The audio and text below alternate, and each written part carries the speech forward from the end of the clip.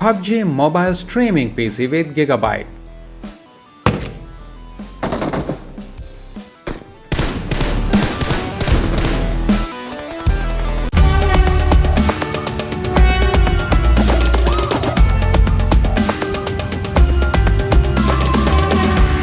Hello and welcome to another build video from PC Guide LK. Today we are going to focus on an entry-level GPU with a powerful system, I might say, with a 12 Gen i5 12400F CPU to see the limitations of the newly launched but a very limited GPU, that is the GTX 1630 with 4 GB of GDDR6 VRAM. And today we are going to play PUBG mobile game where many are using the PC to play the game as well as stream it, because there's a very big fan base when it comes to PUBG mobile. So we are going to try and run the PUBG mobile game as well as some PC games on this card and see the limitations, as well as if you are in a budget you can build a very powerful system and use this card for a couple of months or else for an year and then go to a proper upgrade in the future. So we are going to go through the components here, and we have used the Gigabyte motherboards and Gigabyte graphic cards and of course you can buy Gigabyte RAM, SSD, power supplies, coolers, casings. The entire range from Gigabyte is there. So we are going to see what this GTX 1630 low profile graphic card can do. So coming to the CPU, we have a 12 Gen i5 12400F CPU. We will be using this with the default cooler from Intel because we are going to use this for gaming, and the casing we have used has plenty of airflow, so it'll keep the processor cooled.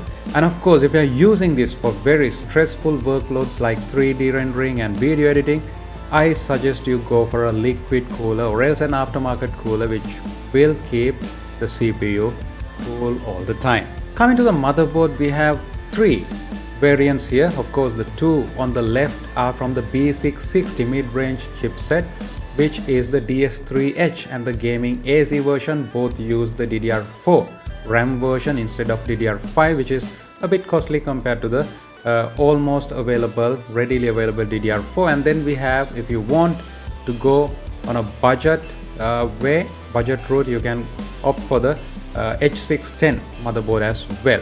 So these three motherboards from Gigabyte and many other motherboards are there. You can choose any motherboard from this range to suit your 12 Gen i5 system.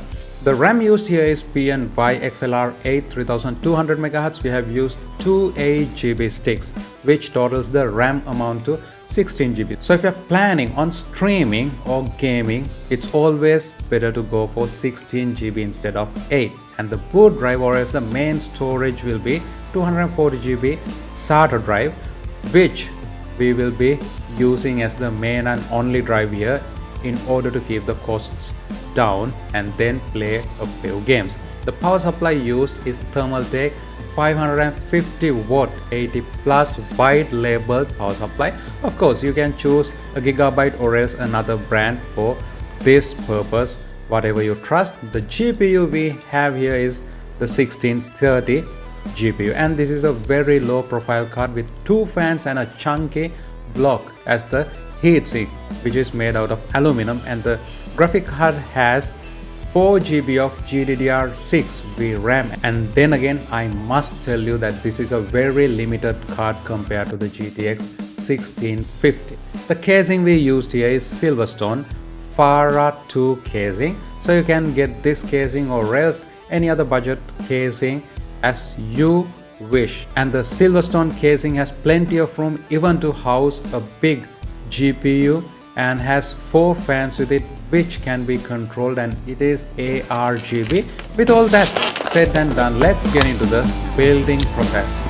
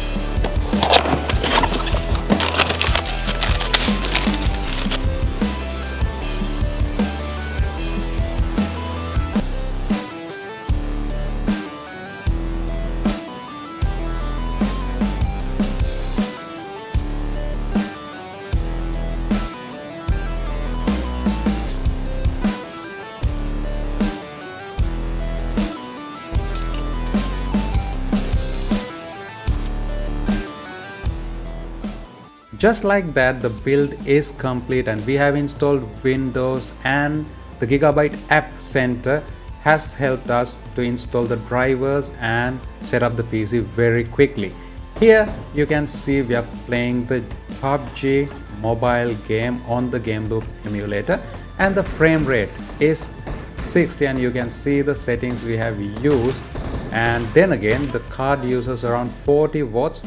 The CPU is running at 50 Celsius and the GPU is running at 44. So very good balanced output, I can say. And then again, this is recorded on the NVENC encoder from the card. Even though the card is very limited, we were able to record the game while playing, while getting a smooth output. And then here we have the settings. So I have chosen the HD. Of course, you can download the packs and then go HDR or else whatever the settings you wish. But then again, if you are recording or else streaming, you might want to stick with the HD version here. Of course, if you download the extra texture packs, you can get the game running with very high details, very high texture maps as well.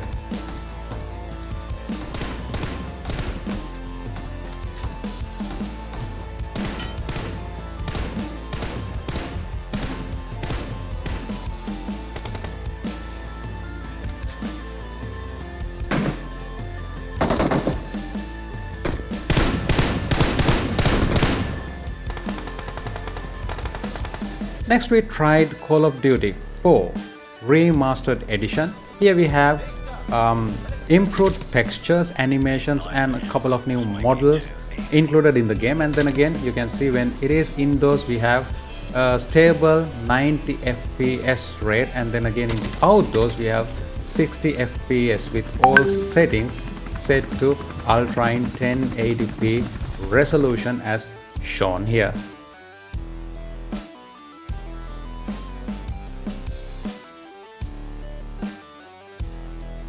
Next, we tried Halo Infinity, which is a very demanding, graphic intensive game, I might say.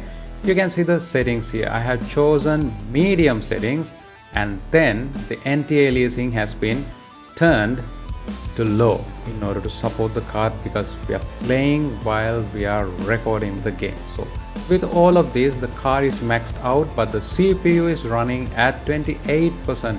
It is used just 30%, and we have a lot of headroom when it comes to upgrading. So if you plan to upgrade in the future, of course you can get a very good GPU next year.